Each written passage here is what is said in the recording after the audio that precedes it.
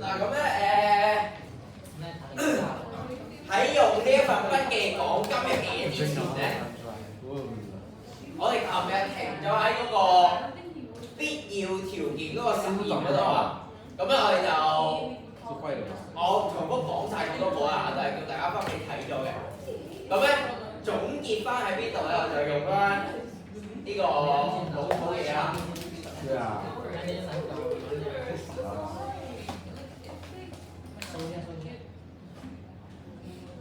咁呢一條咧，其實類似你哋考試上考嘅最後一題 MC 啊，係類似嘅。咁咧好關地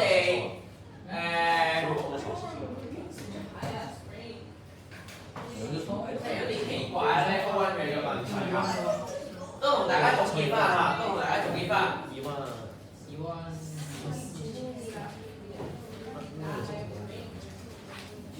好。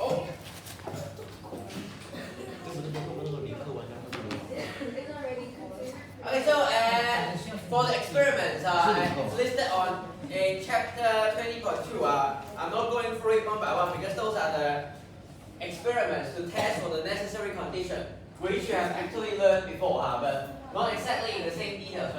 But with the factor photosynthesis observed, without the factor photosynthesis work, then you can conclude that factor is a required condition.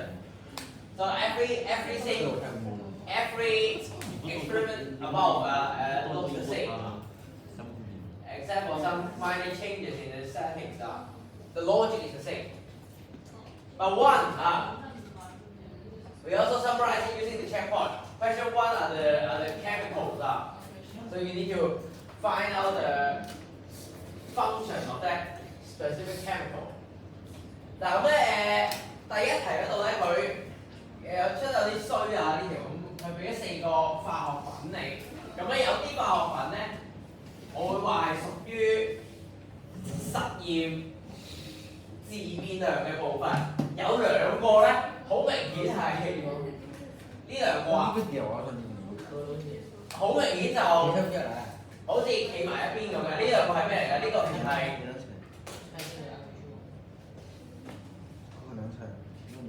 碘液測試嘅試劑嚟嘅。碘液測試所需啦，我知道。咁咧亦都借呢一個位置咧，提翻大家少少啲老土嘢啊。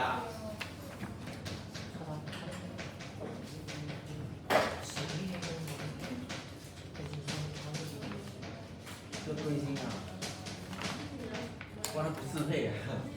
碘液測試 ，OK。而家我想為條樓上花布展塊葉，咁滴2滴碘液落去，冇嘢睇我同佢講求其得塊葉。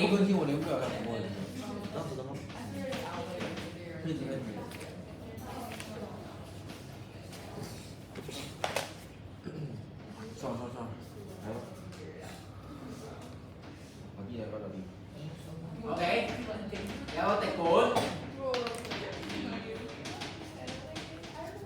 加2滴碘液落去，咦？2滴碘液攞下，冇顏色變化喎，顏色變化咧睇唔到，咁即係冇嘢啦，咁唔啱嘅啊？點解咧？呢個 step 係錯嘅，因為不是。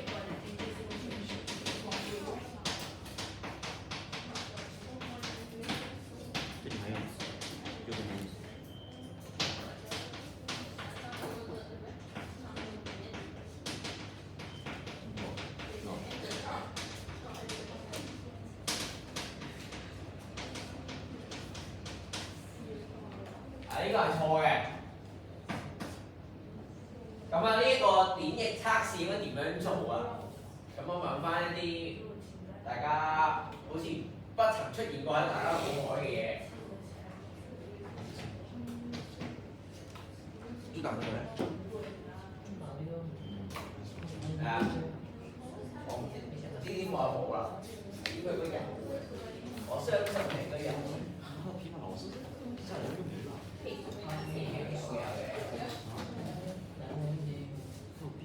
哋照顧為條中意嘅同學仔啊！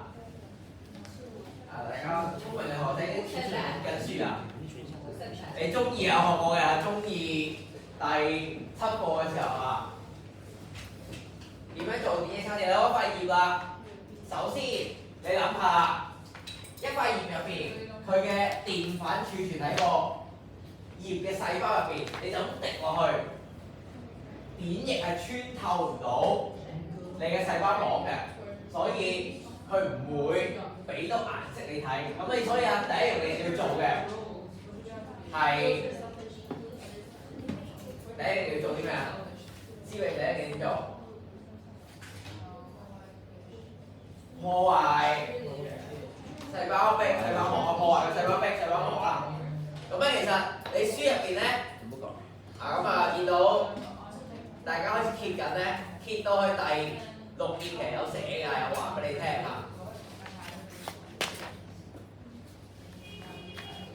咁咧，佢呢兩個嘅叫做化學品啊，其實都係用喺電液測試嗰度嘅。第一步，我哋係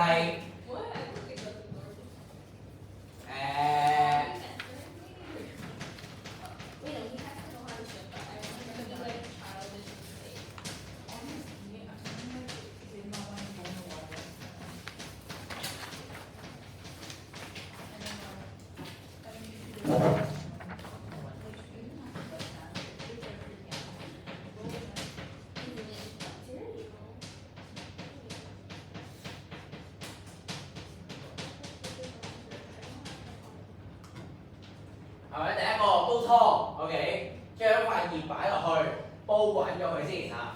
唔煲滾破壞嗰個細胞膜就冇嘢睇。2、3咧嗰個位置先係你哋呢兩個嘅化學品有用嘅地方啊。第2問你啦，熱酒精有咩用？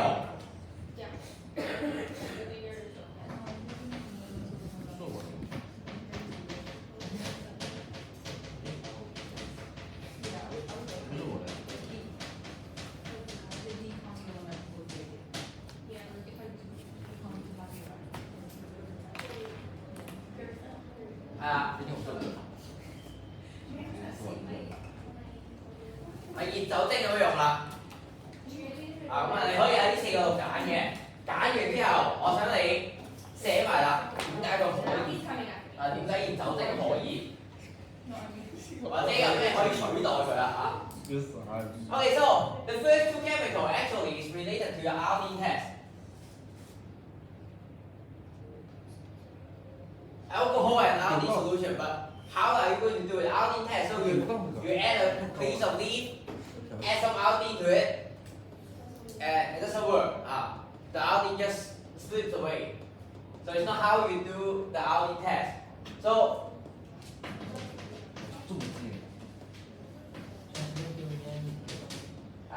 you have to summon back Uri and Haley from Form 2. Form 2. So the first thing, when you get a cell, the RD can enter the cell. According to your chemistry knowledge, RD should be quite a big molecule, okay? So it can't fit into the cell. So the first thing what you need to do. Now you got a cell with some starch in it, but it doesn't. RD can't enter. So what you do? Very simple. Get rid of the cell wall. Get rid of the cell wall and cell. And the cell wall is fully permeable. You don't have to get rid of it. But instead of the cell membrane, get rid of the cell membrane. So put the leaf in boiling water.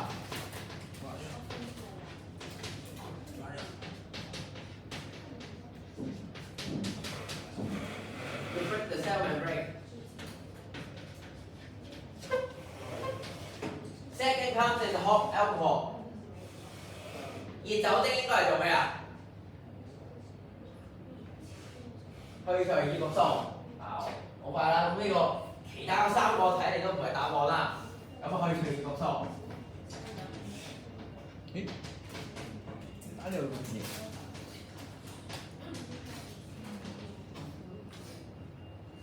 好啦，點解啊？點解熱酒精可以去除葉綠素？我未打字。我睇下你書有冇答案先。沒有就可以問你了，哈哈哈。好啦，好你我以為你想答問題，點解熱酒精可以去除葉綠素？問電話。去廁所先啦，去廁所先。請。我哋又開始個全球遊戲啦。通常全球開始咧就係喺嗰上面開始嘅。唐永。每人有呢個10秒時間。睇你嘅笑容係咪想早啲傳？傳俾後面邊。收到你了。點解熱酒精可以去除葉綠素？點解酒精可以？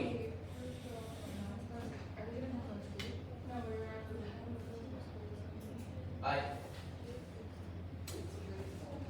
講啊，大聲講，知就大聲講。醫療知唔知？兩個一齊。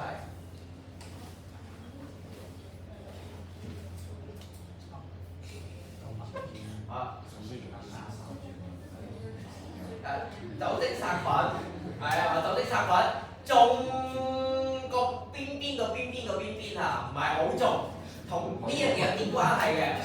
酒精可以殺好多嘢啊，可以破壞好多嘢之餘，子期酒精點解可以去除葉綠素？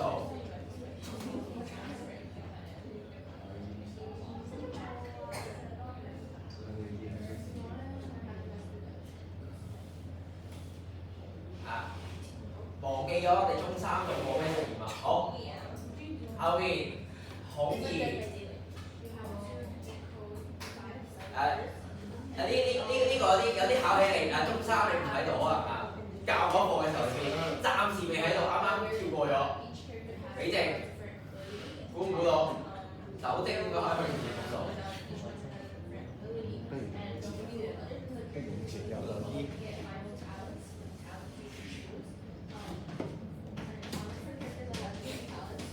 呢個係葉綠體。我操！居然200名都贏不了。入邊有好多葉綠素。溶解咩啊？溶解葉綠素差唔多，溶解呢個字啱嘛？溶解葉綠素，溶解葉綠體啊，其實溶解葉綠體嗰部分係邊個部分啊？溶解葉綠體嘅嗰個膜啊。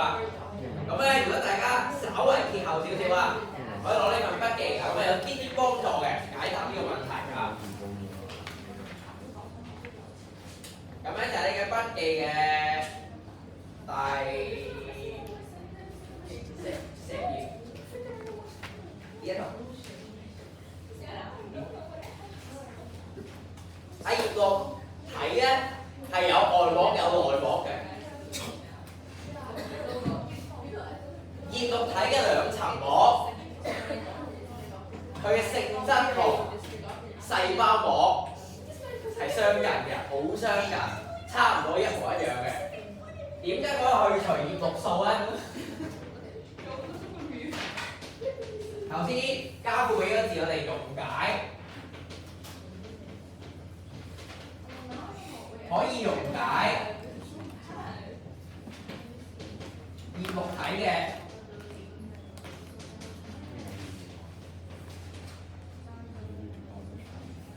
2層膜啦嚇，兩。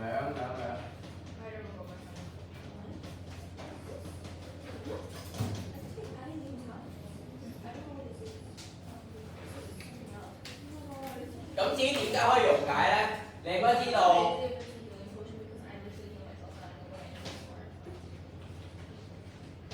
膜油。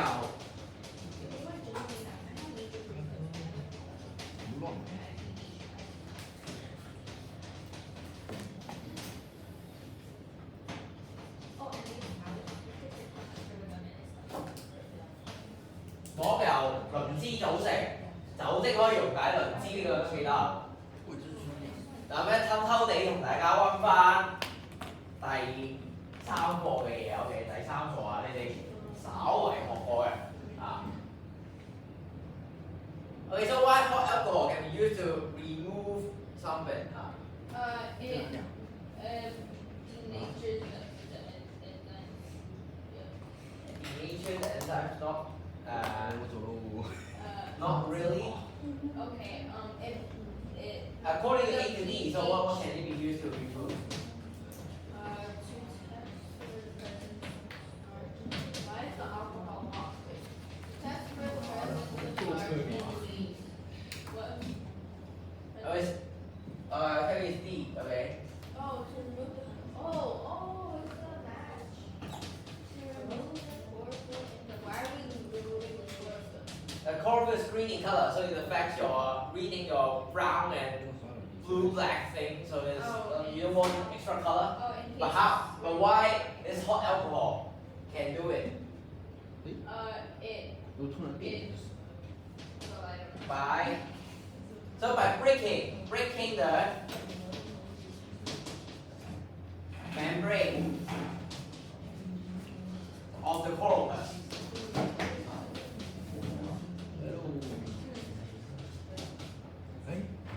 So the membrane of the chloroplast is actually similar to the cell membrane. So cell membrane, what is it made of? Cells. Phospholipids. Phospholipids, yes, good. Phospholipids, you can use hot alcohol to dissolve the phospholipids, so the membrane will be broken, and whatever inside can be removed. 呢個咧考嗰啲鹹豐年嘅嘢啊，你用熱酒精之前做過，你將紅菜頭放喺高濃度酒精嗰度，咁咧理論上咧個細胞膜會破壞得犀利啲，佢入邊嘅液泡嘅膜，佢入邊儲存色素嘅膜都會受到破壞。啊咁呢啲嘢都係磷脂組成嘅啊，你破壞咗佢啦。或者要溶解咗佢啦，咁入邊嘅嘢咧自然流晒出嚟，咁你就可以去除到葉片入邊嘅葉綠素啊。所以去除葉片嘅葉綠素啊。嗱呢啲實驗步驟嘅部分咧，要識嘅，你哋要識呢一啲，尤其是你見佢出現過好幾次嘅實驗啊。所以點解同大家 go through A 呢一條啊？啲化學品有咩用？佢嘅原理係啲乜嘢？你要知道啊！咁所以呢個啊，自己寫翻個原理啦。So you can mark down the principle why hot alcohol can be used to remove alcohol. Remove hot alcohol can be used to remove chlorophyll in the leaves. So by breaking the membrane 剩低嗰3個咧就唔講啦。碘液測試澱粉啦，中式變藍分析講過啦。Iodine used to test for starch, brown to blue black. We just talked about it yesterday. And then potassium hydroxide and sodium hydrocarbonate 跟住有2個化學品啦，呢個真係化學品啦，氫氧化鉀。你哋其實都學過嘅。你哋以前學嗰陣時用鹼石灰嘅好似啊，咁嘅氫氧化鈉啊，同氫氧化鉀一樣㗎。好，每次轉一轉場。子怡點解記唔記得點解氫氧化鈉唔可以用嚟做標準溶液？哪里啊？說你們豬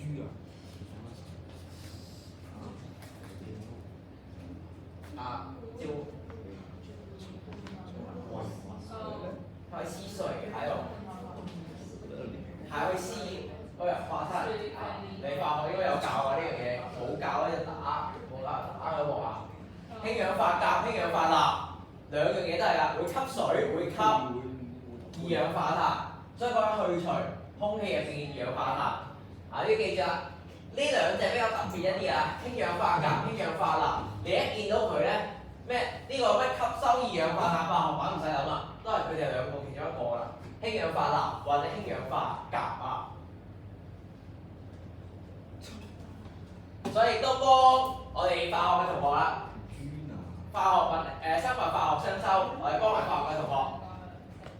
點解呢樣嘢唔可以做標準用嘅？因為佢吸嘢，佢係咁吸空氣入邊嘅其他嘢，佢重量就不斷改變。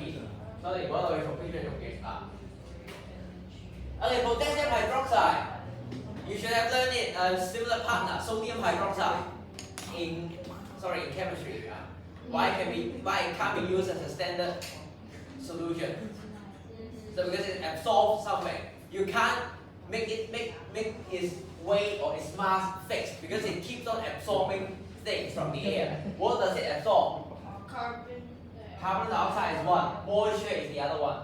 So it gets heavier and heavier and heavier. So basically, when you see this chemical, you know it's a chemical that absorbs CO2, the same thing. 我操！最後啦，碳酸氫鈉，咁好簡單嘅啫，有碳酸呢個字，咁你唔會直接倒碳酸落去啦，當然，碳酸氫鈉或者碳酸。通常用碳酸氫鈉啊，通常用碳酸氫鈉啊。見到個碳酸呢兩個字，你都知道係有 CO2 喺入邊啦，有二氧化碳喺入邊啊嘛。你飲嘅碳酸飲料係一樣啦，有二氧化碳喺入邊啊。溶解咗嘅二氧化碳可以俾我哋嘅黑藻啊，或者俾其他植物進行光合作用啊，搞掂。And the final one, hydrogen carbonate solution. So whenever you see the word carbonate, obviously it's carbon something. So it's carbon dioxide dissolved in water. You've got carbonate ion. So of course the name tells you a carbonate, so it should become from carbon and oxygen, carbon dioxide. So then you can provide the hydrilla with the carbon dioxide. 我呢啲咧基礎嘢啊，幫大家重溫翻啲實驗步驟嘅嘢。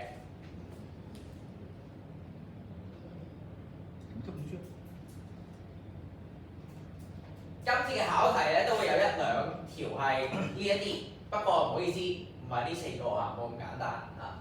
咁後邊我哋教到第下一課再提大家。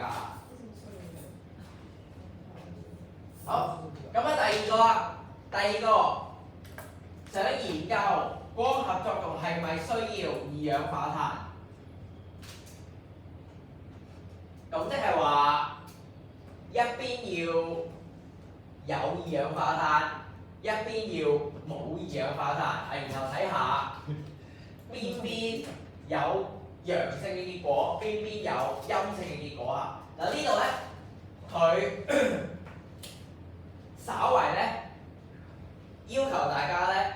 用翻我哋之前學過嘅，我教過大家嘅嗰一個技巧啦。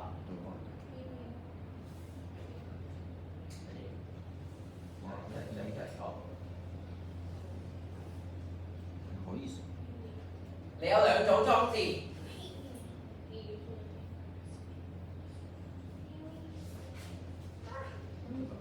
X、Y，OK， 冇 X、Y 啦。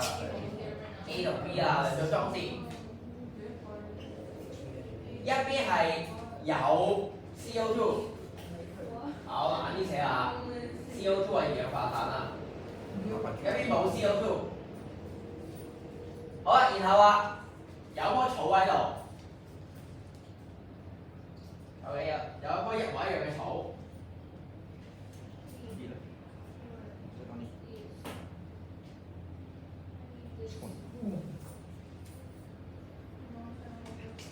你最後點樣證明有 CO2 就會或者點樣證明啦？你要證明二氧化碳係必要條件啊！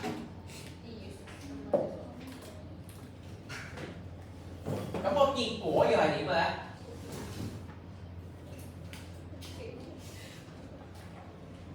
要證明二氧化碳係必要條件，我哋講過要咩啊？一陽一陰，所以話呢啲要點啊？邊邊要兩邊嘅結果你點樣睇啊？譬如我做典液測試啊，我想用典液測試去證明一邊有進行光合作用，一邊冇嘅，咁 A 個盒應該係咩色 ？B 個盒應該係咩色？係咪 I mean A 個盒入邊嘅葉 ，sorry A 個盒入邊嘅葉片應該係咩色 ？B 個盒入邊嘅葉片應該係咩色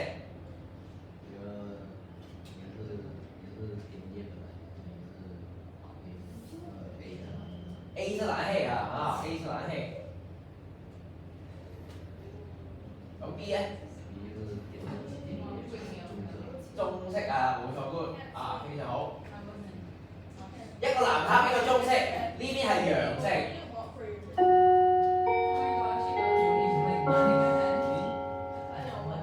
呢邊係陰性。有 CO2 嗰邊要陽性，冇 CO2 嗰邊要陰性，先至做到必要條件。嗱，所以呢一度咧有一啲有個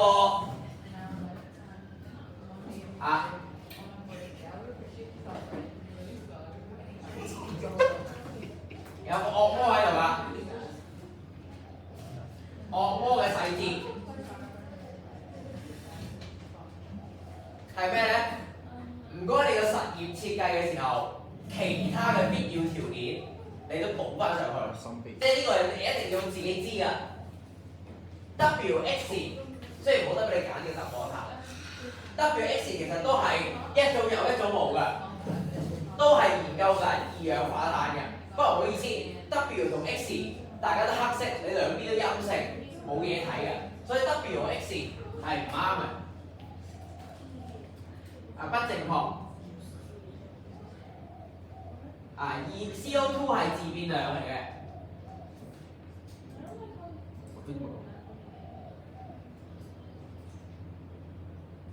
呢個係啱嘅，但係咧結果為陰性，兩邊嘅結果啊，所以呢個唔啱啊。所以記住啊，你係要有。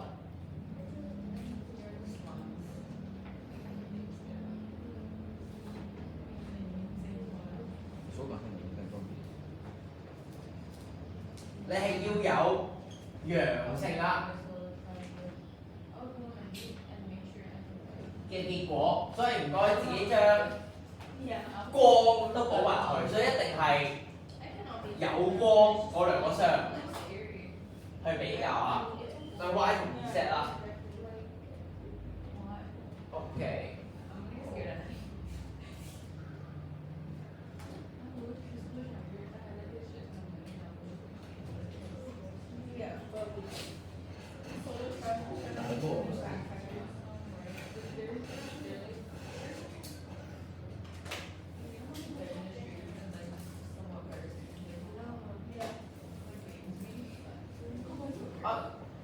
我用呢一條咧就再同大家 last 一次啊，重溫翻你必要條件啊，記住呢一個啊，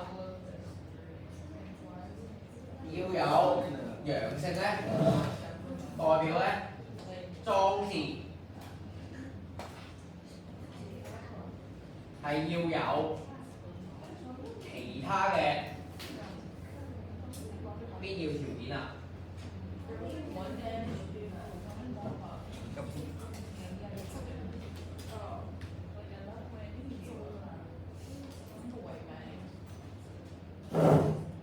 好，記得呢樣嘢啊。So for question 2, it's basically the last question you have in the first term exam. So here basically is a repeat of the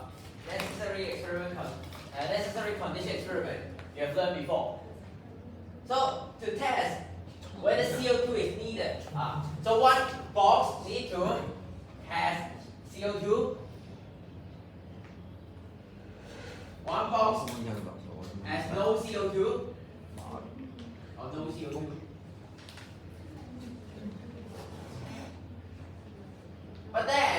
there's another extra condition you need to pay attention to. The result. If you want to prove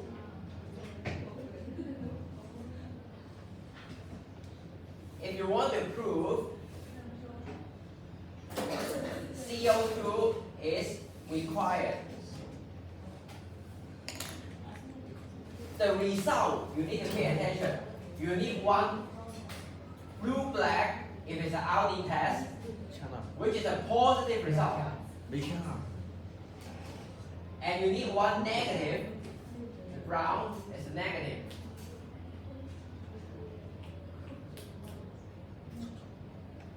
Because only with that you can tell me, according to the result, CO2 is required. If both are negative, then you can't say shit, okay? You can't. Both are negative, then why you say CO2 is necessary? Because both fail. So then I would say there's a very important detail.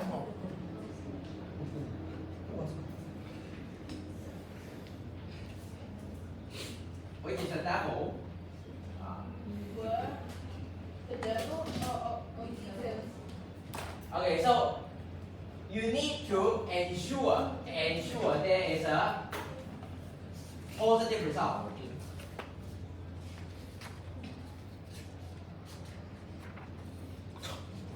Which means that when you design your experiment, all other necessary conditions should be there.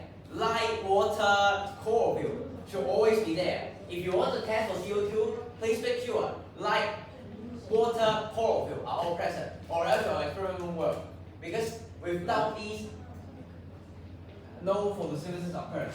So your setup needs all other required condition.好，it's the last time I talk about this thing, so make sure you jot it down. OK， 跟住啦，跟住嚟我哋今堂啦，要教嘅咧其實就冇嘢要教㗎，唔好話冇嘢要教啦。咁咧我哋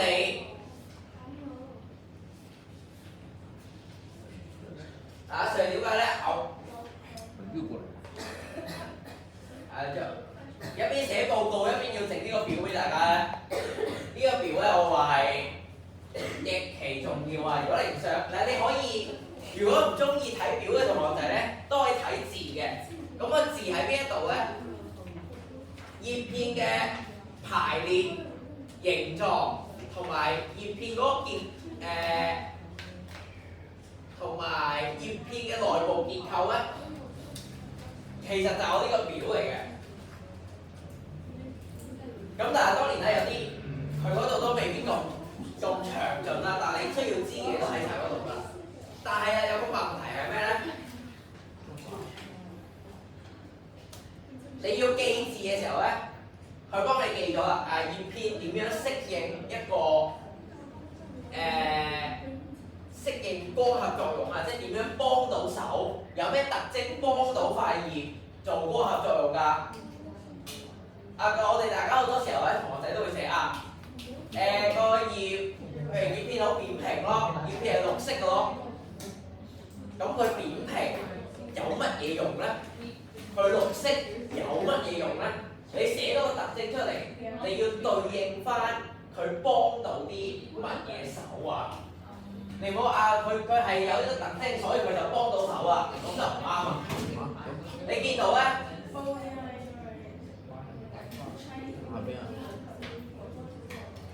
嗱，我攞一句嚟做例子啊，譬如你第13頁嘅第一句，我會幫大家用呢個表咧，好記啲啊。咁但係你用翻文字版本，其實咧就等同我個表啊。對光合作用嘅適應有3樣嘅，一個係氣體交換，二氧化碳入唔入到肺葉度啊？第一，第二，幫唔幫到佢吸水啊？第三，幫唔幫到佢攞陽光啊？所以，譬如第一個啦，紅筆嘅係個特徵，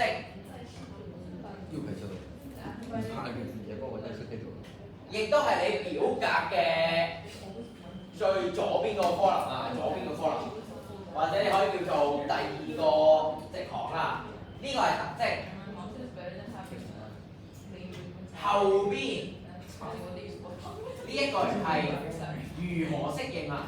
呢個特徵有咩用？如何適應？人話嚟講，即係叫做有咩用？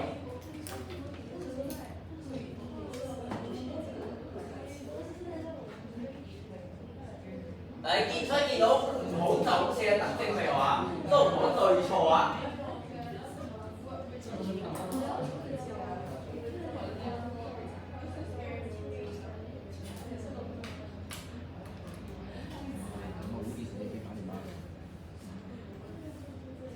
點解唔可以對錯咧？譬如我用第一句嚟做例子啦，第一句嚟做寫漏嗰啲嘢啊。佢話葉片係寬大扁平啊，提供大嘅面積嚟吸收陽光，啱。我話提供大嘅面積嚟進行氣體交換㗎嘛，肺好大塊，吸氣都吸得多啲，都啱喎。所以你寫嘅時候唔該大家寫清楚。高階少少嘅題目會問你。佢點樣適應吸收陽光？咁你要自己睇清楚邊一個係同吸陽光有關，你就唔可以求其塞過落去啦。我覺得求其寫得特徵就當係㗎，所以小心啲。呢個表咧就幫你收落嚟曬啦，所以啊，咁啊可以自己翻去睇睇㗎。嗱，有啲我冇加到落去㗎，譬如呢一啲咁樣咧。點解冇嘅？阿 Sir 好似冇特登寫喺度喎，我好似冇寫喺度。因為太難記啦。OK， 呢個咩減少互相重疊嘅方式排列？就算啦，即係呢個唔係一個好優先嚟寫嘅特徵啊。OK。好，咁特徵第一個提大家嚇。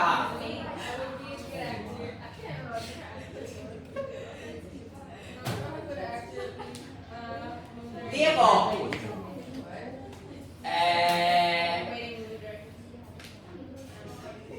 都係一堆嘅內部結構，一堆特徵喺度嚇。咁我都詳細咗一講啦，你哋都學過啦。上表皮有咩特徵？生狀葉肉、海綿葉肉啊，下表皮啊等等啊。跟住呢度全部都係字啊，咁啊一樣。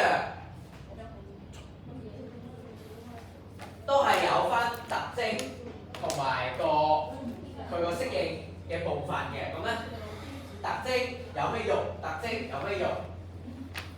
到你去做温書嘅時候，或者到你照咗表温，或者你中意睇書都得。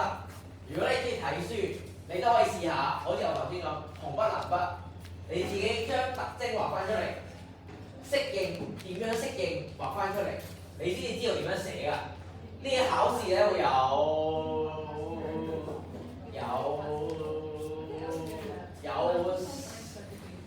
不到10分啊，咁啊嘅問題問你呢一啲嘢，你要識寫啊，唔該啊，你要識寫。好，第一識寫，最後啊第二，咁我堂上面同大家做過好多次㗎。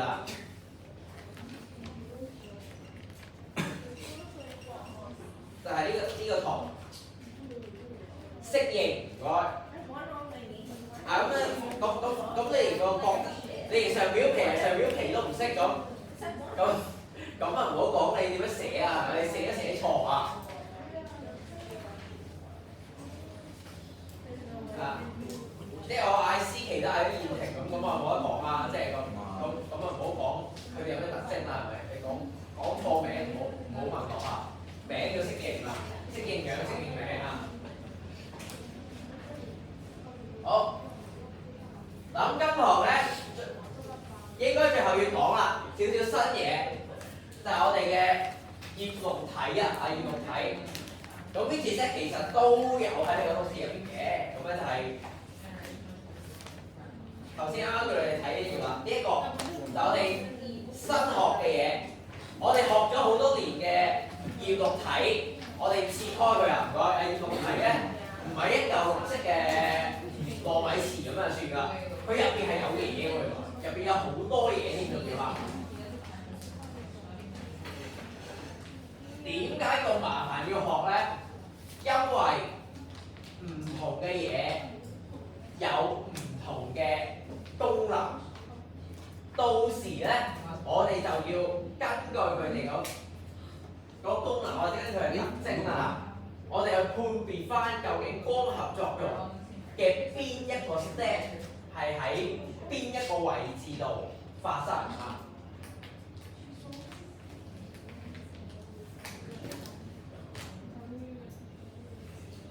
呢一度啊，根據呢一個有啲咩用咧？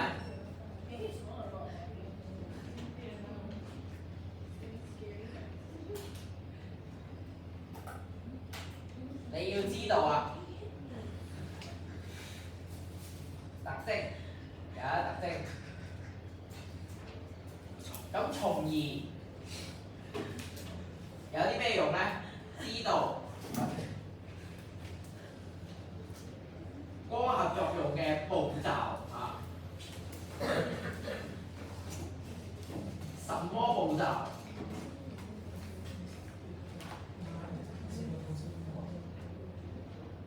在什麼地方進行啊？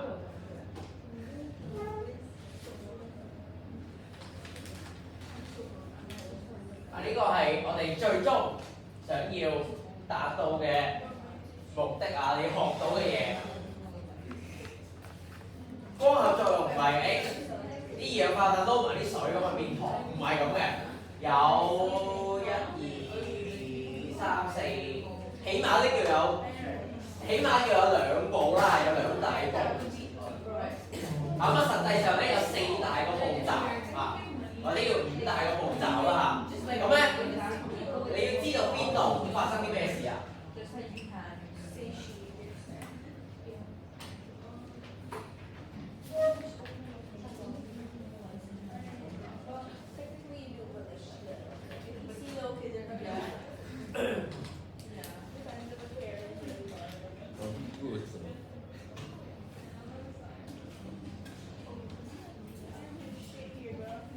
？OK，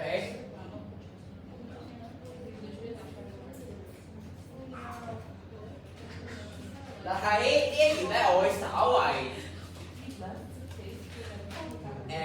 先講一講啊，幫大家呢度一次啊，喺邊一度先啊？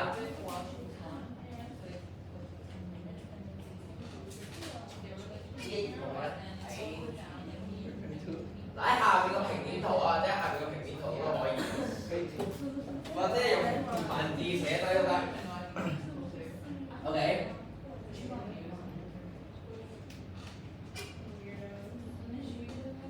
喺呢個圖啊，你都可以用文字 mark 低啊。咁你留意啊，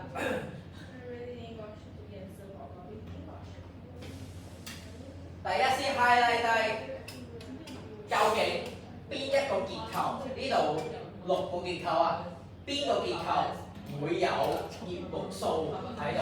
邊個結構會有葉綠素喺度啊？highlight 咗先，跟住我再講啊。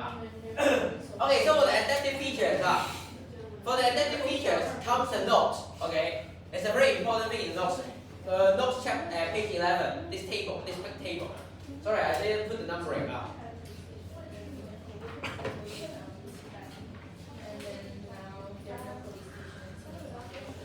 Yes, this one, this big table. I summarize all the adaptive features here. Now you guys, when you write the adaptive features, you guys tend to say, the leaf is fit, so it helps photosynthesis. How does it help? Now, if you say the leaf is fit, it helps photosynthesis, you get no marks because you basically tell me nothing. So it's fit to allow the gas and light to reach the cells easily. So you can say reduce the diffusion distance of the gas. So basically, if I take one example from your book, the first sentence here is the feature. The adaptive feature, but this is a feature. And the back,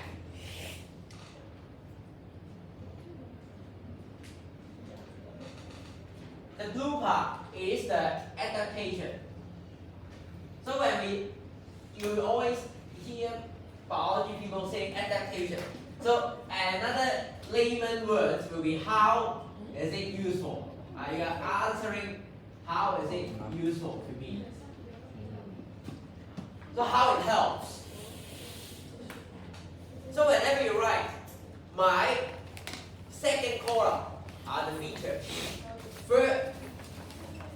The third, the fourth, and the fifth columns are the adaptations.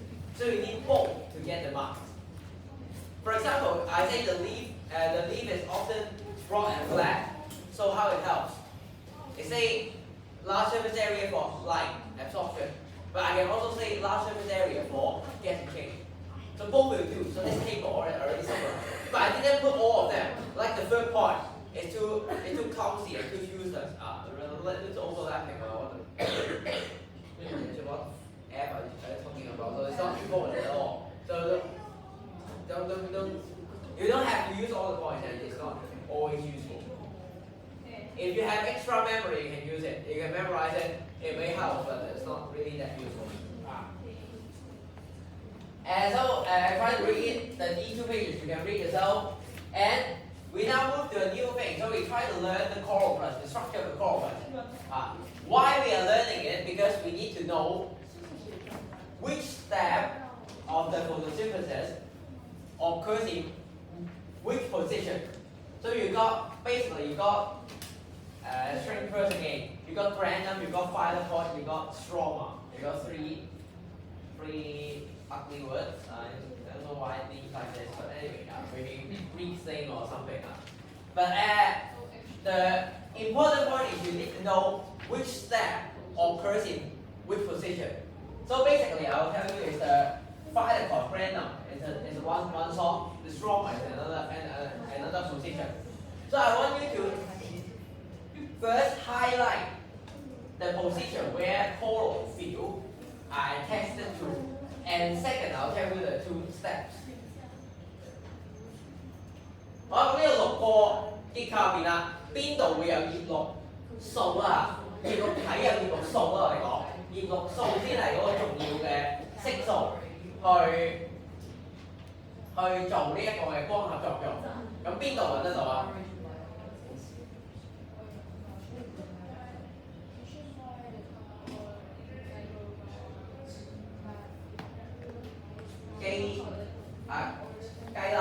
基粒 ，OK， 基粒係其中一個有葉綠素嘅地方啦。咁另外啦，你睇呢一度，葉綠素其實係喺類囊體嘅膜上面㗎。呢啲一嚿嚿綠色一個個，好似朱古力豆咁樣嘅嘢，呢啲其實就係類囊體。一棟叫做類囊體，一粒叫基粒啊，咁樣其實兩個係同一樣嘢嚟嘅，咁不過個排列嘅方式有啲唔同啦。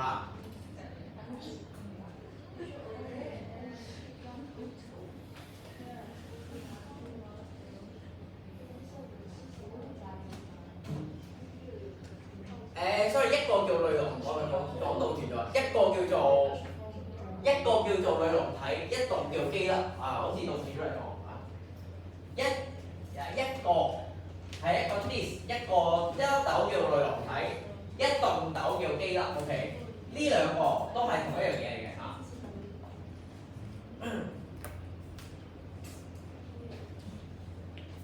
呢一度係有葉綠素，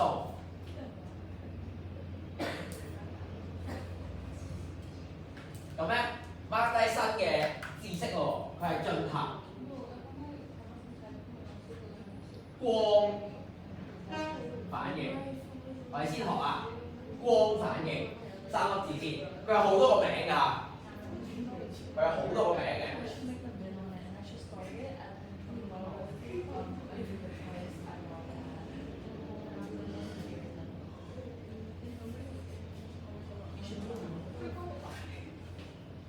然後剩低仲會喺邊一度做嘅咧？會喺基質嗰度做。基質同我哋嘅最主要係基質啦。基質入邊咧有好多酶嘅，啲酶攞嚟做咩咧？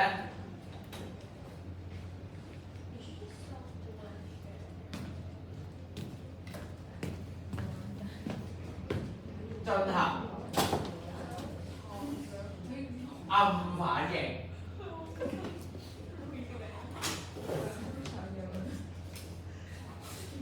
嗱，今堂第一樣你哋 take home 嘅嘢學到啦。葉綠體嘅結構啊，新嘢，葉綠體結構有好多個啊，唔使樣樣都記住啊。記住3個新字，類流體基粒係同一樣嚟嘅，一個叫類流體，一棟叫基粒。呢啲嘢有葉綠素可以進行光反應，呢個係第一個 step。基質有好多門可以進行暗反應，我哋嘅光合作用就係1+2。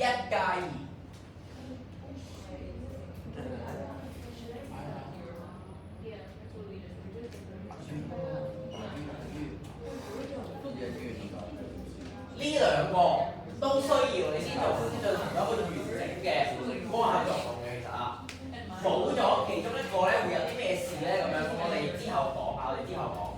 咁我哋會分拆開，一有咩咁特別啊，二嗰啲有咩咁特別啊，我哋再解釋啊。好，咁啊，嗱，葉綠體嘅結構咧就係咁上下噶啦。最後一個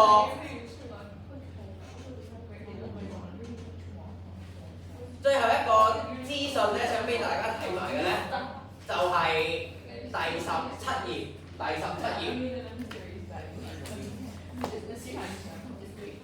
佢話咩？偵測光合作用發生嘅部位啊。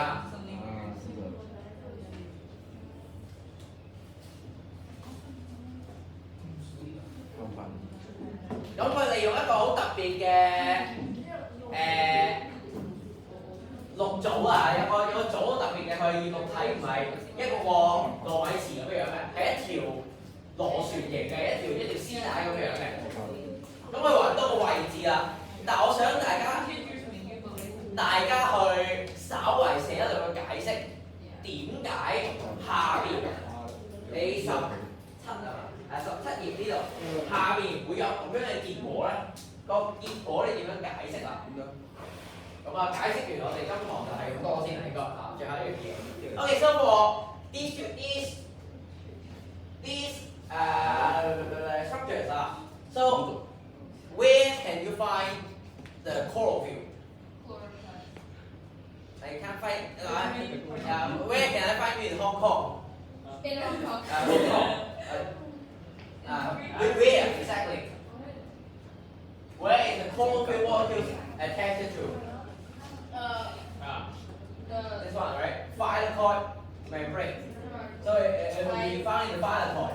And also another structure as well. We call it grana or the grana. Grana is a tool form. What are these? Thylakoid is like one chocolate bean, and you get a stack of it. We call it grana. Okay, so a stack of thylakoid we call grana. They have chlorophyll. So what does it imply? New information is where the light reaction occurs.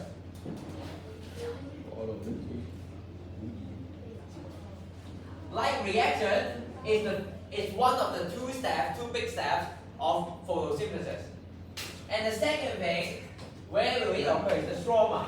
Stroma at the top of the page, it tells you it has lots of enzymes. So it is the dark reaction.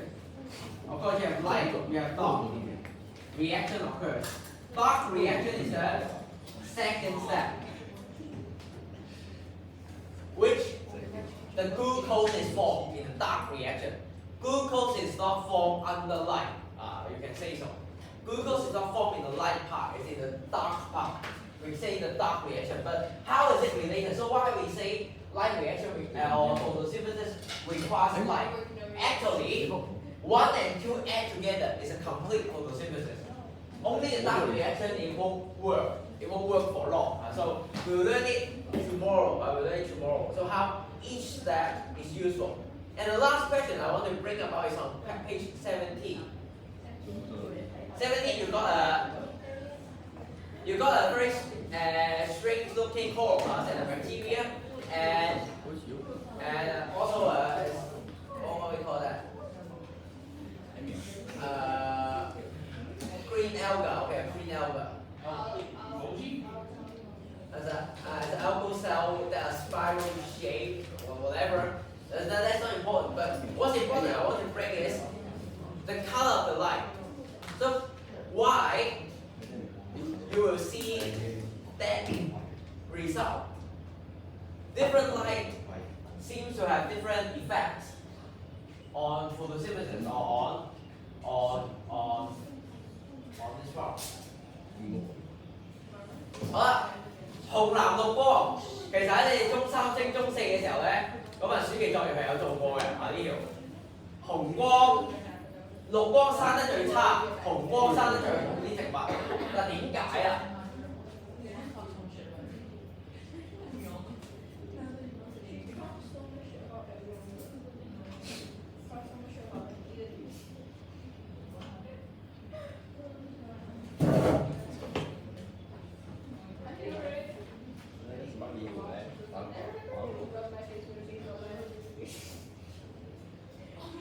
綠光射過去嘅時候，你發覺啦，光合作用要邊個波長嘅光啊？係要紅色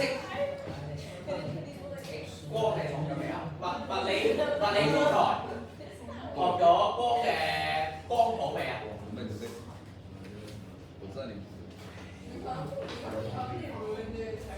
光係一個電磁波，有唔同嘅波長嘅。睇你嗰啲啱唔啱先？學咗未啊？光嘅波長，應該教咗波電磁波教嘅，電磁波未教嘅。嗱串少少啊，串少啲物理嘅知識喺度。我哋嘅可見光咧係一個電磁波嚟嘅，佢有不同嘅波長係咩意思咧？波長好短嘅時候咧，佢會接近紅外線，會接近大熱嘅東西啦。咁咧，到佢個波長越變越短嘅時候咧，越變越短。我請各位同學咧留意以下有一則宣佈，教務組嘅宣佈。請新來港學童適應計劃英文輔導班 B 組同學放學之後咧3:40準時去到指定嘅課室上堂。宣佈完畢。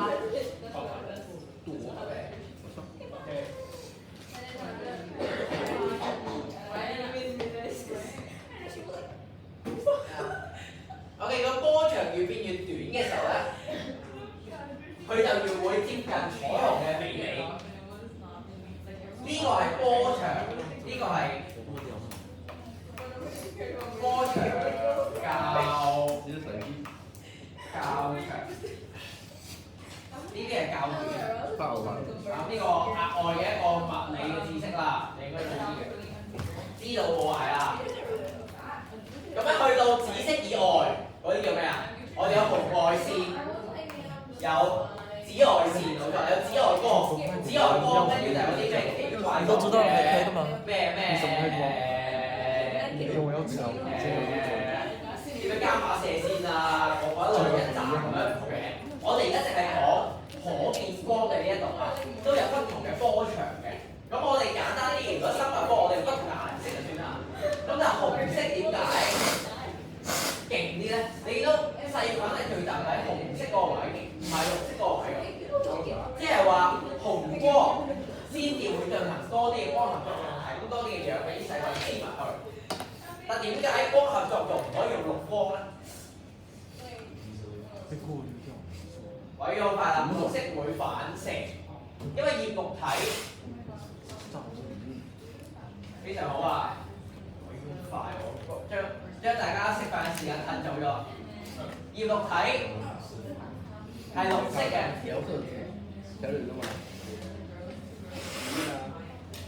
可以會反射綠光。一樣嘢呈咩色，唔係因為佢發出咩色嘅光，係因為佢反射啡色嘅光，代表佢唔吸綠光，結綠素就話咗俾你聽，佢根本就唔會吸綠光。你話啲綠光射埋去，應該係唔 work 嘅。所以呢個係一個額外嘅資訊啦。有一啲題目會叫你稍為解釋嘅。呢一個通常咧 extra bonus 水分，因為以前 CE level 嘅時候咧，呢個係所有理科學生都識嘅。咁但係而家你哋讀物理可能冇咁常接觸呢個顏色到底有冇嘅嘢，咁啊夾補充翻俾大家聽。記得啊 ？Okay, so one simple short conclusion why this works. The red part. Why it works? Red light works for photosynthesis. Green light doesn't. Because green objects reflect green light. There's a physics thing, right? So the chlorophyll will of course reflect the green light. If it's green, so green light doesn't work for photosynthesis. That's why. What about blue light? Blue light will work. And you see bacteria found in there. It will work. What about yellow light? Not really, because it's about the wavelength. Light is a spectrum. It's not a distinct color. Maybe on the spectrum.